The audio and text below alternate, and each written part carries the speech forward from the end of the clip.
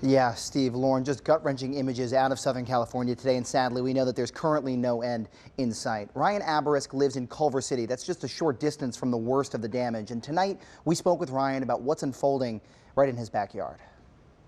It looks completely apocalyptic. You look out the window and you just see dark, gray cloud of smoke. Ryan Abarisk grew up in Raleigh, but Los Angeles has become like a second home.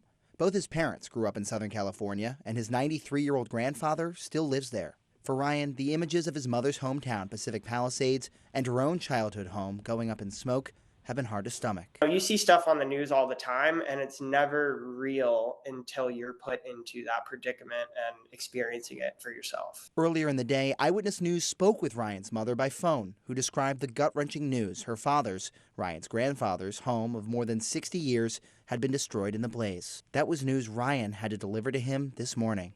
They just got so lucky with what they have, and to have that taken away from them in an instant, it just feels so surreal. Back here in the Triangle, Eyewitness News caught up with passengers flying in from Los Angeles tonight. When we went out this morning to go to the airport, we noticed that our pool was very dark, a lot of ashes in the pool.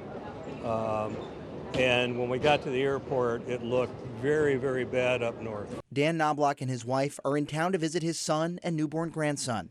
He's lived in Southern California for nearly 60 years, but Dan says these fires feel different. This is like actually nothing I've ever seen. It's in a residential area, pretty much. It's unfortunate for those people. I feel for them.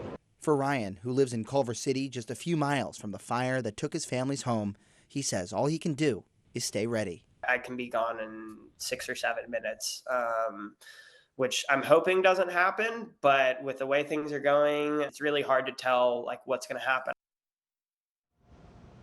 Ryan's grandpa is currently staying with his uncle in nearby Marina del Rey. He said it's been an understandably emotional 24 hours, and when he got that fire evacuation notice, his grandpa was really only expecting to be gone for a couple of days. He said despite it all, once these fires pass, he hopes to rebuild on that same land. Steve, Lauren.